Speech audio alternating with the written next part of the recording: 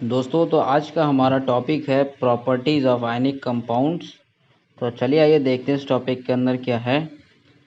तो प्रॉपर्टीज़ का मतलब तो आपको पता ही है कि क्या खूबी होता है। और आयनिक कंपाउंड मीन्स वो कंपाउंड, वो केमिकल जिसके बीच में आयनिक बॉन्ड बना हुआ है। और ये आयनिक बॉन्ड क्या होता है, ये ऊपर हमने यहाँ पे देखा था कि जो इलेक्ट्रॉन देता है वो तो हो जाता है इलेक्ट्रोपॉजिटिव, और जो इलेक्ट्रॉन लेता है वो हो जाता है इलेक्ट्रोनेगेटिव। तो जब नेगेटिव और पॉजिटिव एक जगह आता है तो दोनों के बीच में एक इलेक्ट्रोस्टैटिक फोर्स लगता है, ठीक है, अट्रैक्शन फोर्स, जिसकी वजह से आपस में जुड़ जाता है। तो ये जो जुड़ने वाला फोर्स है इसी को क्या बोलते हैं, आयनिक बॉन्ड। और जो कंपाउंड बनता है उसको बोलते हैं आयनिक कंपाउंड, जैसे कि NaCl हमने देखा था। क्लियर हुआ? तो आइए देखते हैं सबसे पहले एक activity. Take samples of sodium chloride, potassium iodide and barium chloride और any other salts from the science laboratory. तो कह रहा है यहाँ पे जितने भी सॉल्ट है ये सारे क्या है, ये सारे सॉल्ट है। तो कह रहा है कोई सा भी सॉल्ट आपको लेना है अपने लेबोरेटरी से, ठीक है, साइंस वाले लेबोरेटरी से। What is the physical state of this salts. तो कह रहा है इन सभी का फिजिकल स्टेट यानी बाहर से देखने में कौन से स्टेट में, सॉलिड, लिक्विड या फिर गैस, कौन से स्टेट में दिखता है। Take a small amount of sample on a metal spatula and heat directly on the flame. कह रहा है आपको स्पैचुला, मेटल स्पैचुला मतलब एक तरीके से एक चम्मच जैसा आप समझ सकते हैं। ये देखिए ये है, ठीक है, ये ऐसा कुछ होता है।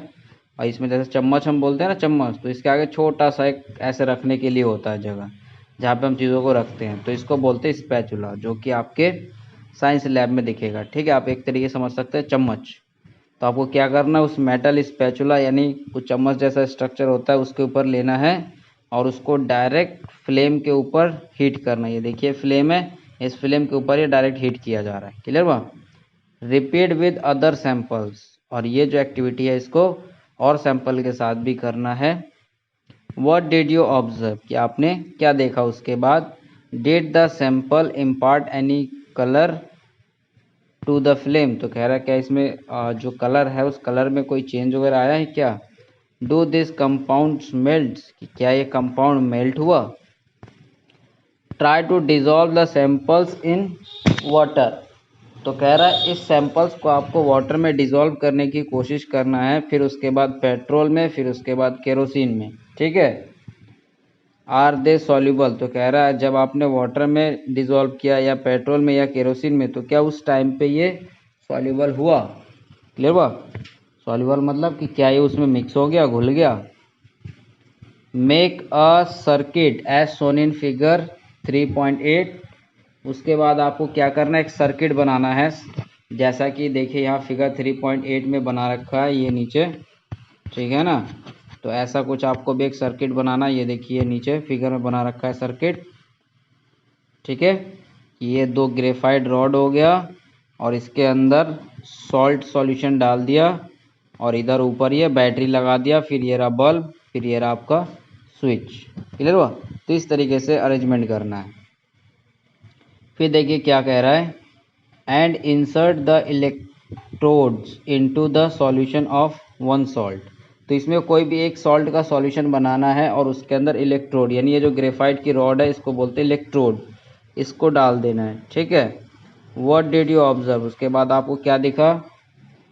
Test the other salt sample too in this manner. तो कह रहा है एक बार में जो सॉल्ट लिया अब उसको हटा के फिर दूसरे सॉल्ट को भी सेम इसी तरीके से उसका सॉल्यूशन बना के यानी उसको घोल के प्रैक्टिकल करना है, ठीक है। ये तो किसी एक के साथ किया हुआ है, फिर आपको दूसरे के साथ करना है, यानी कि आपको चेंज करके अलग अलग के साथ करके दिखाना है, ठीक है। फिर कह रहा है what is your influence about the nature of this compounds. तो कह रहा है ये जो भी आपने देखा इसके बाद आप क्या कहना चाहेंगे इन कंपाउंड के बारे में। क्लियर हुआ? तो देखते आगे। ये देखिए यहाँ पे कुछ कंपाउंड दे रखा है, ठीक है। NaCl का मेल्टिंग पॉइंट दे रखा है केल्विन में। जो टेम्परेचर होता है, टेम्परेचर किस में डिग्री सेल्सियस, केल्विन और फ़ारेनहाइट। तो यहाँ पे कौन सा दे रखा है, केल्विन में दे रखा है। क्लियर हुआ? तो NaCl जो मेल्ट यानी पिघलना स्टार्ट हो जाता है 1074 केल्विन पे, और ये बॉयल मतलब उबलना शुरू हो जाता है कितने पे, 1686। फिर उसके बाद LiCl, फिर CaCl2, CaO, MgCl2, इन सभी का ये रहा सीरियल से दे रखा है। क्लियर हुआ? तो चलिए आइए आगे बढ़ते हैं कंक्लूजन की तरफ। तो देखिए क्या लिखा हुआ, you may have observe the following general properties. तो कह रहा आपने जो भी एक्टिविटी किया उस एक्टिविटी में आपको ये कुछ प्रॉपर्टीज मिले होंगे। तो सबसे पहला क्या है, फिजिकल नेचर, यानी कि वो देखने में कैसा, सॉलिड, लिक्विड या फिर गैस। तो देखिए क्या है फिजिकल नेचर, आयनिक कंपाउंड जो होता है वो होता है solids and are somewhat hard because of the strong force of attraction. तो फिर कह रहा है ये तो होता है सॉलिड फॉर्म में और ये हार्ड होता है, क्यों? क्योंकि इनके बीच का जो एट्रैक्शन होता है पॉजिटिव और नेगेटिव आयंस के बीच में बहुत ही तगड़ा होता है, ठीक है, जिसकी वजह से ये मजबूत होता है। These compounds are generally brittle and break into pieces when pressure is applied.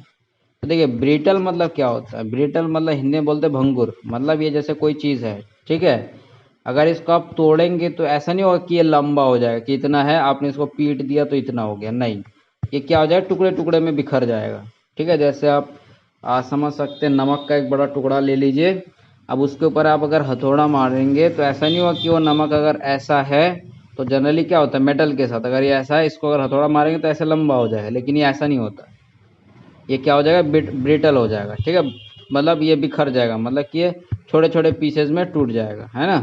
तो इस प्रोसेस को बोलते हैं ब्रिटल। तो आयनिक कंपाउंड कैसे होते हैं, ये ब्रिटल होता है, मतलब जैसे अगर आप इसके ऊपर प्रेशर यानी कोई चीज़ से ठोकेंगे या कोई चीज़ से दबाएंगे तो क्या होगा, ये पिचकेगा नहीं बल्कि ये टूट जाएगा, बिखर जाएगा।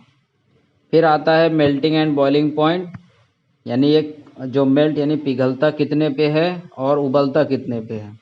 तो ionic compounds have high melting point, कि इनका जो मेल्टिंग पॉइंट है वो बहुत हाई होता है, यानी काफ़ी हाई टेम्परेचर देंगे तब जाके पिघलेगा, और साथ ही साथ बॉइलिंग पॉइंट भी काफ़ी ज़्यादा होता है, जो कि टेबल 3.4 में दे रखा है, जिसको भी हमने ऊपर देखा था। क्लियर हुआ?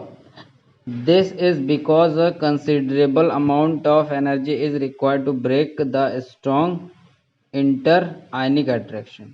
तो कह रहे हैं ऐसा क्यों है कि इसको काफ़ी हिट करना पड़ता है, क्योंकि इनका जो अट्रैक्शन होता है आयनिक अट्रैक्शन ये काफ़ी स्ट्रॉन्ग होता है, ठीक है। मेल्ट होना या फिर बॉयल होना कब होता है, जैसे दो इसके बीच में दो हमारे आयन हो गए, ठीक है ना, इनके बीच का जो अट्रैक्शन है जब तक इस अट्रैक्शन को तोड़ेंगे नहीं तब तक ये ना ही पिघलेगा ना ही उबलेगा। क्लियर हुआ? तो इसका जो अट्रैक्शन काफ़ी ज़्यादा होता है, तो अट्रैक्शन को तोड़ने के लिए क्या चाहिए, बहुत ज़्यादा हीट चाहिए यानी एनर्जी चाहिए। फिर आता है सॉल्युबिलिटी, सॉल्युबिलिटी मतलब घुलना, ये किस में घुल जाता है। Electrovalent compounds are generally soluble in water and insoluble in solvent such as kerosene, petrol etcetera. तो कह रहा है ये जो चीज़ है ये पानी में तो घुल जाता है, लेकिन जो केरोसिन और पेट्रोल में नहीं घुलता, यानी आयनिक कंपाउंड पानी में तो घुल जाता है लेकिन केरोसिन और पेट्रोल में नहीं घुलता है। उसके बाद आता है कंडक्शन ऑफ इलेक्ट्रिसिटी, यानी इलेक्ट्रिसिटी का कंडक्शन, कि इसमें से इलेक्ट्रिसिटी किस तरीके से पास होता है। क्लियर हुआ? तो देखिए क्या कह रहा है, the conduction of electricity through a solution involves the movement of charge particle. तो कह रहा है जो इलेक्ट्रिसिटी अगर सॉल्यूबल वाले में करा देते हैं, ठीक है, मतलब कि उसका सॉल्यूशन बना दिया हमने, तो उस कंडीशन में चार्ज मूव होता है। चार्ज मतलब जो आयंस है यानी पॉजिटिव नेगेटिव आयंस वो मूव होता है। मूव होता है मतलब कि वो चार्ज फ्लो हो जाएगा, यानी उसमें से करंट फ्लो हो जाएगा। क्लियर हुआ? ए solution of ionic compound in water contains ions which moves to the opposite electrodes when electricity is passed through the solution। तो कह रहा है ये जो आयनिक कंपाउंड है ये पानी में तो घुल जाता है, पानी में घुल जाने का मतलब है आयन के फॉर्म में टूट जाएगा। जैसे NaCl है, अगर आप इसको पानी में डालेंगे तो ये बन जाएगा Na+ और Cl-।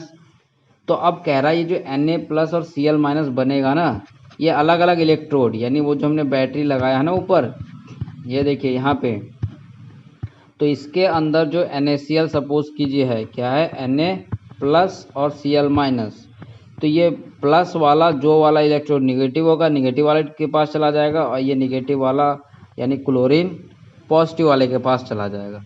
क्लियर हुआ? तो अब देखिए, सपोज कीजिए यहाँ पे हमने भर दिया NaCl। अब अगर ये NaCl आयन के फॉर्म में नहीं टूटता तो क्या इससे इसमें इलेक्ट्रिसिटी पास हो पाती? तो आंसर है नहीं हो पाता, क्योंकि इलेक्ट्रिसिटी पास होने के लिए हमें चाहिए आयन। क्या चाहिए? आयन। ठीक है, अब देखिए हमने यहाँ से तो ऊपर से ये पूरा जोड़ दिया बल्ब के साथ। ठीक है, क्लियर हुआ? तो हमें पता है जब तक सर्किट कंप्लीट नहीं होता तब तक बल्ब जलेगा नहीं। क्लियर हुआ? तो देखिए अब यहाँ पे ये सर्किट हटा हुआ है, यहाँ पे ये सर्किट जो है एक दूसरे के साथ जुड़ा हुआ नहीं है, लेकिन किसके साथ जुड़ा हुआ है? ये जो अंदर लिक्विड भरा हुआ है, सॉल्यूशन भरा हुआ है, सॉल्यूशन के साथ जुड़ा हुआ है। अब सपोज कीजिए कि सॉल्यूशन में से कोई भी आयन ना इस पे जा रहा है ना इस पे जा रहा है, तो क्या होता? ये बल्ब ग्लो ही नहीं करता, बल्ब जलता ही नहीं। लेकिन हमने क्या देखा कि जब इसके अंदर हमने सॉल्ट डाला तो ये बल्ब जलने लगा। क्लियर हुआ? जब सॉल्ट डाला तो ये बल्ब ग्लो करने लगा। इसका मतलब क्या है? कुछ ऐसा चीज़ है जो इस इलेक्ट्रोड से इस पे गया। ठीक है, यानी कुछ चीज़ है जो इलेक्ट्रोड में ट्रांसफ़र हुआ है। क्लियर हुआ? और वो ट्रांसफ़र क्या हुआ है? आयंस। क्लियर हुआ कि जब तक सॉल्यूशन के अंदर आयन होगा नहीं तब तक जो है इलेक्ट्रिसिटी फ्लो नहीं होगी, यानी बल्ब नहीं जलेगी। ठीक है, बात समझ में आ गया? Ionic compounds in solid state do not conduct electricity. अब कह रहा जो आयनिक कंपाउंड है यानी NaCl है, अगर आप सपोज कीजिए ये NaCl का सॉलिड ले ले और एक तार इधर से जोड़ दे एक तार इधर से जोड़ दे, ठीक है, और बैटरी जोड़ के सेम सिस्टम ऊपर वाला बना दे। क्लियर हुआ? तो क्या होगा? तो इलेक्ट्रिसिटी पास नहीं होगी। इलेक्ट्रिसिटी पास करने के लिए जो NaCl है यानी आयनिक कंपाउंड उसको घोलना पड़ेगा, बिना घोले वो इलेक्ट्रिसिटी को पास नहीं कर सकता। क्लियर हुआ? क्यों? क्योंकि जब तक पानी में घुलेगा नहीं तब तक इसके आयंस फ्री होंगे नहीं, और जब तक आयंस फ्री नहीं होंगे, यानी अगर हम बात करें NaCl की, जब ये NaCl के फॉर्म में है तो इसके आयन एक दूसरे के साथ चिपके हुए, ये मूव नहीं कर सकता। लेकिन जैसे इसको पानी में डालेंगे तो क्या बना देगा? ये Na+ और Cl- अलग अलग हो जाएगा। जैसे अभी ये Na+ और Cl- एक साथ चिपके हुए हैं, यानी ये मूव नहीं कर सकता, और जब तक ये आयंस फ्री नहीं होंगे तब तक इलेक्ट्रिसिटी पास नहीं हो सकता। क्लियर हुआ? इसलिए जो आयनिक कंपाउंड है जब सॉलिड फॉर्म में होता है तो उसके अंदर से इलेक्ट्रिसिटी पास नहीं होती है, लेकिन उसी को जब हम पानी के अंदर डाल देते हैं तो उसके अंदर से इलेक्ट्रिसिटी पास हो जाती है। बात क्लियर हो गया? चलिए आगे देखते हैं। फिर देखिए कह रहा है but ionic compound conduct electricity in the molten state. तो कह रहा है लेकिन जो आयनिक कंपाउंड अगर उसको हम पिघला दे, मेल्ट कर दे, ठीक है, उस कंडीशन में इसमें से इलेक्ट्रिसिटी पास होती है। क्यों? क्योंकि मेल्ट करने पे इसके आयंस फ्री हो जाते हैं। This is possible in molten state since the electrostatic force of attraction between the oppositely charge ions are overcome due to heat. Clear हुआ? तो हीट की वजह से जो उसका अट्रैक्शन है वो ख़त्म हो जाता है और आयंस फ्री हो जाते हैं। दस द आयंस, देखिए वही लिखा हुआ, दस the ions move freely and conduct electricity, कि जब वो पिघल जाता है तो पिघलने के बाद इसके आयंस फ्री हो जाते हैं और ये मूव कर सकता है। क्लियर हुआ? जिसकी वजह से मोल्टेन स्टेट में ये इलेक्ट्रिसिटी को कंडक्ट करता है। तो दोस्तों आज के लिए इतना ही, फिर हम मिलेंगे अपने नेक्स्ट टॉपिक में, और वो टॉपिक है हमारा अक्रेंस ऑफ मेटल्स, यानी मेटल कहाँ कहाँ पे मिलता है। ठीक है, तो दोस्तों उम्मीद करता हूँ आपको पसंद आया तो लाइक करके और कमेंट में ज़रूर बताइए कैसा लग रहा है, कि हमारा ही मोटिवेशन बना रहा है। दोस्तों once again thank you and you are welcome in my channel. जय हिंद, जय भारत।